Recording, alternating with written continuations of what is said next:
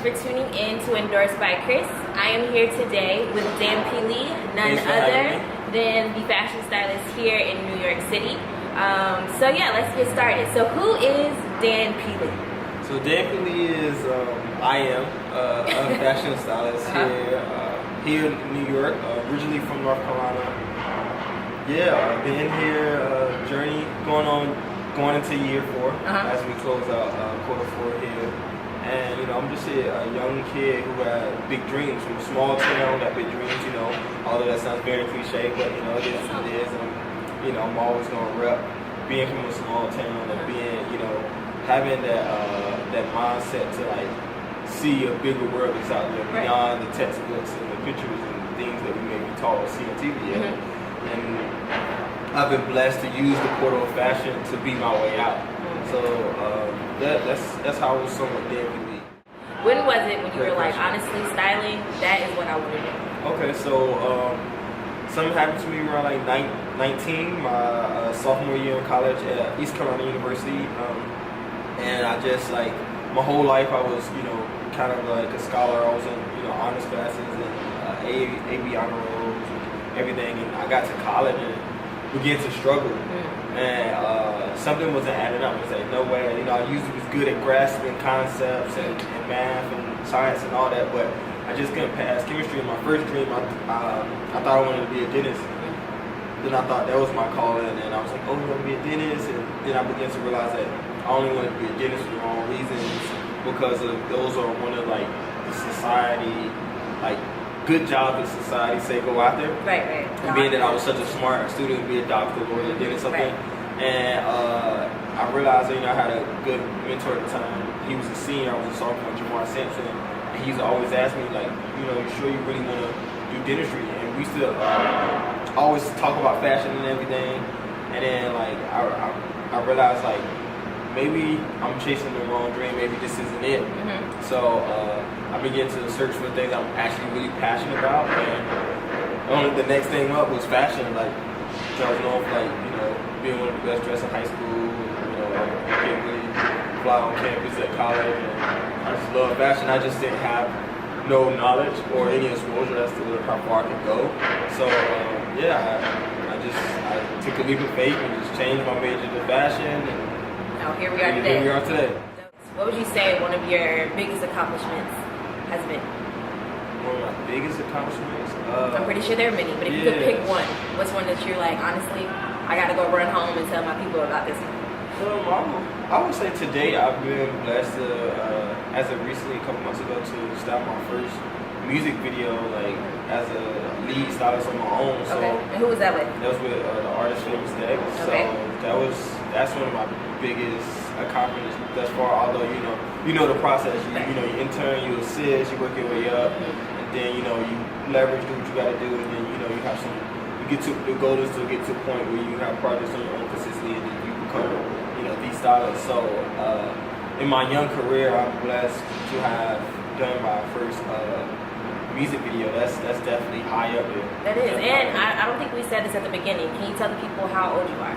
I'm 25 years old. 25 years old, and has already styled a major music video. Now, if that's not kudos already, that should show you, that should give you, I guess, like a forewarning of what Dan P.LEE will be doing upcoming year, right? Yeah, right? 100%. Okay. But all glory goes to God. Of course. I'm thankful.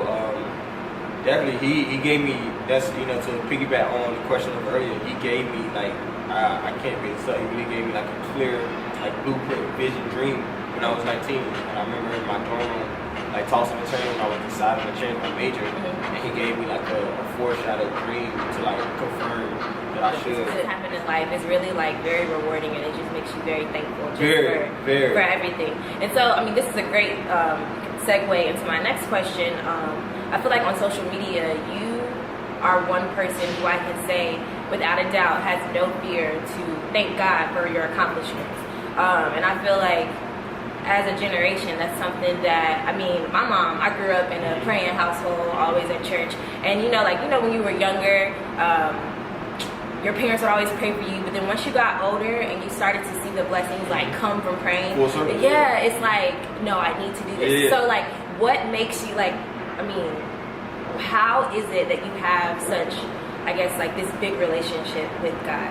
Like, I think it's important, like you said, no matter what your background is or wherever you may come from, but speaking of my background, I was raised in church, son of a pastor. Okay. So it's preacher's kid. I hear that they're trouble. Yeah, that's safe to say, but it's deeply rooted in me. And then you grow from being taught these different things from dad, mom, grandma, to seeing things actually come into full circle. Then you get to an age where it's important for you to develop a relationship on your own. Yes. And I believe that although I was heavily involved in church as I got older, this process actually has helped me elevate my relationship with Christ. And it's like, sometimes I don't know how things are going to happen, maybe how this bill may be paid, or how I'm going to do this and that, but for some odd reason the unexplainable happens, and it's like I can't explain nothing else but God. In a society where social media, we always like to talk about, the positives, the things that are going good. Of course, as a freelancer, coming to a city, starting from a small town, coming to a big city, I know that there were some times where it's like, what in the world? Like, what did I do? Like, am I at the right? So, like, tell us of a time maybe, like, where you were just, like, asking yourself, like, did I make the right decision? I actually did a whole project, meeting and fitting, and shot a whole, I believe we shot like 4 or 5 looks. And that was something I was, happy about and happy to be a part of. And a year later, it never came out. It looks like it's never going to come out. So it's like those what things. Do you learn from that? Those things can be very frustrating. I believe. I think what I learned is we only can control what we can't control. Right. And to stress your life or stress yourself over things we can't control is not conducive for you. And one thing I've learned is like I can do my part, but I have to let God do His. Any young stylists in the game that want to make a mark on the fashion industry, what advice would you give them? Number one, I always encourage interning. Interning is the way, and there's numerous ways. There's no one way to get in, no right or wrong way. But from what I see from an industry standard, to be able to intern for someone and be able to come into someone who may be already doing what you may want to do to some degree, and be able to get that knowledge from them firsthand and that experience will give you leap years of knowledge over trying to do it on your own. Let's get a little bit into what I love to talk about, of course, fashion. So what would you say, how would you describe your style? I would say my style is, I don't know, I feel like I have like two fits. I feel like I have two sides sometimes. Like, you can catch me very streetwear, like today, joggers, hoodies, like pair of Nikes, but that's mainly because like this industry, running around the city, and we're not able to, you gotta be comfortable. There's something that fits my workspace, but I guess when it's time to really step out, I really still do love suit and tie. So I know that you are a big proponent of supporting local brands, smaller brands that your friends own. So share with us maybe 3 or 4 brands that you would like to highlight that you feel like the people should definitely know about. Oh, number one is definitely P.LEE Designs, K-O-V-A-L-Y Designs on Instagram. That's a friend of mine. His brand is really good. I think it's a very streetwear with elevated taste, and I love his approach to streetwear, and he's working on a lot of things. Another kid that that's really fire, doing good, is a guy by the name of Ed Bravado. He's doing really good. Like I think recently he collabed with Virgil, did the jeans in the last Off-White collection. So that's a kid that I've befriended. This brand is really taking off. It's a guy named Jiba here in New York. He has a brand called Couture, like grunge. So it's like it's a really grunge rock star type brand. I really love like all the pieces he's doing.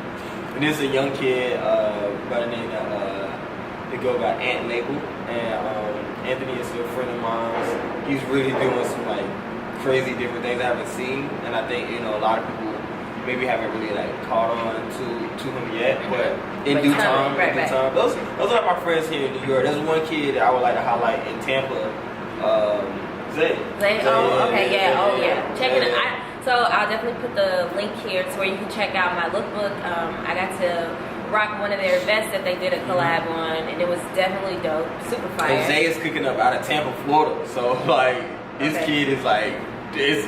Because usually, a lot of these kids are in New York and they have these resources. So to see him do what he do in Tampa, I tip my hat off to him. So when it's all said and done, what is it, like when you hit your last set, styled your last client, what would you like Dan P.LEE to be known for when it comes to the fashion industry? I want to be known for my mentorship. I want to be known as that stylist who is giving young creatives the opportunity. I want to, especially young black creatives and young black male creatives, I want to be able to mentor and show, especially I have definitely a love in my heart for young males as being a young black male myself, and showing them that you can dream beyond the dreams that society really give you to dream about. My motto has always been inspire others to inspire others. So if I can just be a form of inspiration to one, and then that allows you to go tap into your dream, like, oh, he did it, I can do it too. And then you do the same thing, we'll begin to be a domino effect. That's true. And that's how I see it. That's how I see it.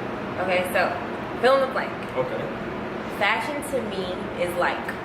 Fashion to me is like, it's like music. It's one of the, I believe fashion and music intertwines, and I believe the two are a universal language. I believe fashion, you can be in maybe China, Africa, or anywhere on this country and on this world, and two people may not be able to speak their word language, but through fashion that may be able to communicate. Alright, well, you have heard it here first with none other than Dan P.LEE, fashion stylist to the stars here in New York City.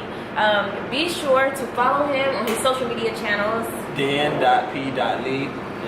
That's on Instagram, Dan P.LEE. Alright, cool. Alright, well, thanks so much for watching. Till next time.